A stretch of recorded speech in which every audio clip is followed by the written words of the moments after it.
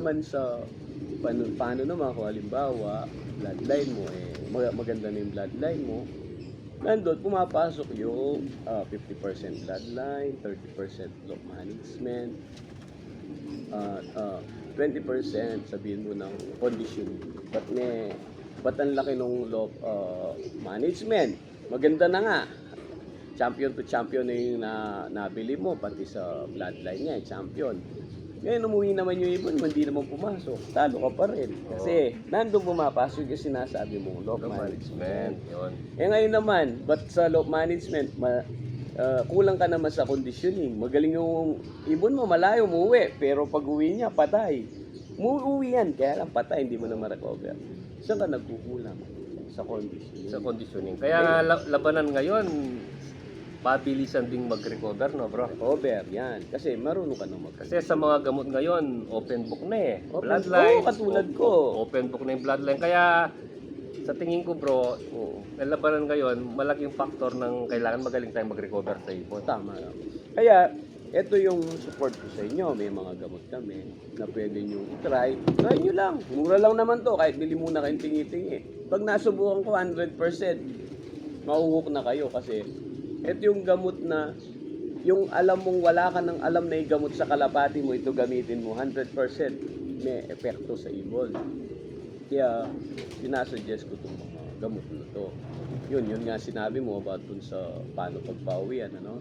Yun, kailangan din mag-allowance ka rin ng 5%. Doon pumapasok yung luck, swerte, or 10% yung swerte mo, na talagang sa iyo yung race. Pangalawa, siyempre, manalangin ka rin. Baka sabihin mo na lang, panalangin mo kasi, kailangan mo. Baka pagpalain ka, ikaw manalo. Di ba? Ganun lang ng race. Kaya bro, pag tama yung bloodline, tama yung sistema, log management, mabilis nang makuha yung luck, yung swerte. Kasi kung hindi mo gagawin yung talo, mahirap yung swerte. Yun, mga idol. About sa ano naman bro, sa sistema, kahit ano lang, shortcut, anong ma-advise mo sa aming mga newbie, yung mga sistema? Daily routine, 1 week routine. Daily routine.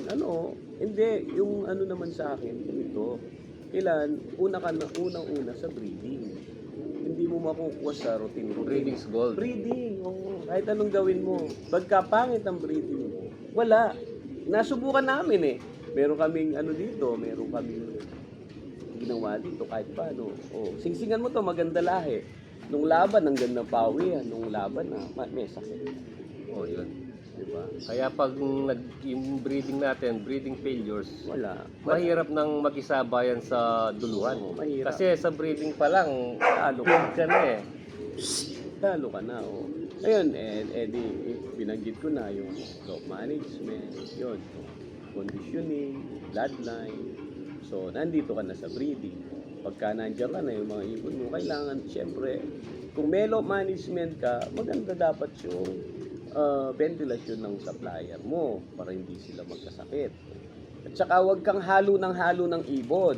Halimbawa, quarantine mo, naka-acquire ka sa isang kaibigan, huwag mo munang yalo sa ibon mo. Kasi tandaan mo, kahit healthy yung sa kaibigan mo, healthy yung ibon mo, pag pinagsama mo yun, yung resistance ng ibon dito, hindi kaya ng resistance May dito. reaction. May reaction. Yung tinatawag nilang pathogen. Tama ba bro? Tama yung pathogen.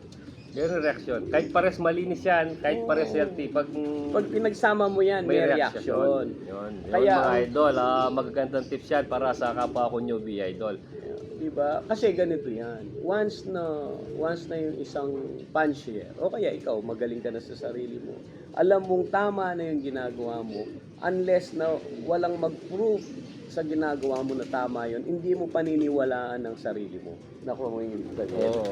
Ano ba, katulad na sinabi ko sa'yo, kanina, healthy yung ibon, lalagay mo sa loob, healthy yung ibon ko, pero may reaction, magkakasakit pa rin sila. Bakit? Malay mo, ito, carrier ng sakit na sa kanya, immune na siya. Ito, hindi naman immune.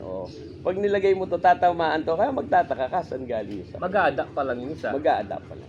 Kaya maganda, i-adapt mo muna to. Diyan ka muna. Hanggang ito, yung tamaan, quarantine mo, ito yung mag-adapt sa sistema. 100%, hindi na sila tatamaan. Kasi gagamutin mo na to sa panggamot mo, sa kalapati mo. Parang Okay. yung culture shock sa loob. Maku-culture shock yung immune system niya eh. Iba kasi yung dadanan niyang pathogen doon, mga idol eh. Di ba? Kasi katulad ng kahit inuulit ko, katulad ko, no, unless na I am proving myself correct, kailangan may makita muna na sa ginagawa ko na correct. Kasi minsan, alam mong correct ka, mali ka pa rin sa sarili mo. Kasi hindi mo nakikita na correct yun. Pero correct na yung ginagawa. Tama na yung ginagawa. Tsaka idol, yung kalaban natin dito, yung sarili natin eh. Oo. Kailangan ibit mo yung sarili. Ibit mo talaga yung sarili natin, mga wag mong i-compare yung sarili mo sa iba. sa iba. Yung sarili mo muna, focus ka muna sa mga ginagawa. Mangarap ka. Yung kasing iba, nakapokus sila sa kalaban eh. Sa Oo. kapwa pansier eh. Kailangan dito, ibit mo muna, idol, yung sarili mo. At saka, isa pa, hindi lang yun. Paano mo mabibig yung sarili mo kung hindi mo kilala yung mga ibon mo? Dapat, kilalanin mo yung mga ibon mo. Katulad dito sa loob, halimbawa, matalo kami ngayon. Alam ko, yung kinatalo namin. Kasi yung mga ginamit naming mga dugo, sabi ko ito, magaling sila.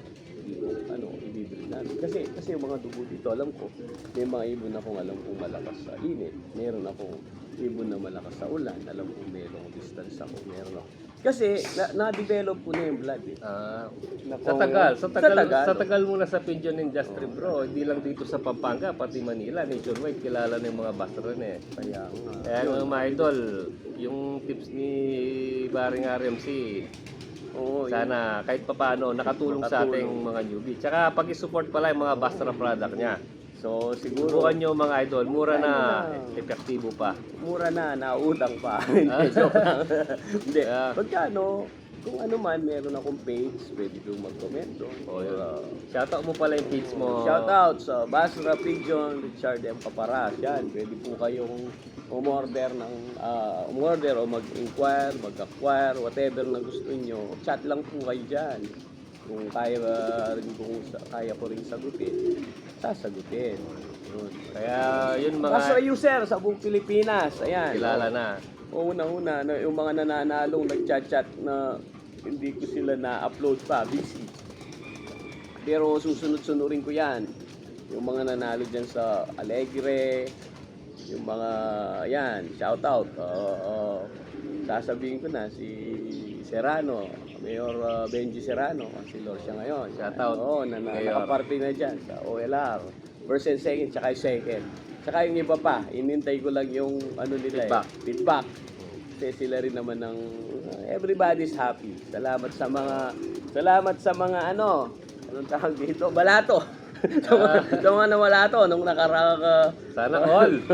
Yung mga kahit di na ako maglaban balato lang pwede pwede na. Di ka ba naman masya chat ka nila. Because mo boss, sabi. Meron ka ng pera, ganun lang naman Yun mga idol. Diba? Yung mga nanalo. Masaya. Saya ako na-meet ko ulit si Para Richard. Kaya tilong masasabi namin, consistency creates success. Tapos sa breeding naman, breed like a champion, not looks like a champion. Oo, tama. Yun, Saka, mga be idol. humble. Be humble. Always. Kaya ako mga idol, nagpapaturok dito. Ito, magaling mag-mentor to eh. Kaya, so cam. Sana bigyan niya akong mga tips. Pero yung mga binigyan niyang tips sa inyo mga idol, yan na yan. Siguro Try hanggang dito na lang at haba tayo. Maganda Hindi tayo matatapos. Hindi tayo matatapos sa mga susunod na pagkakataon siguro. Mabibigyan ko pa kayo ng pagkaloob ng Diyos. Mabibigyan ko pa kayo ng tips kung pasado sa taste ninyo mga sinabi ko.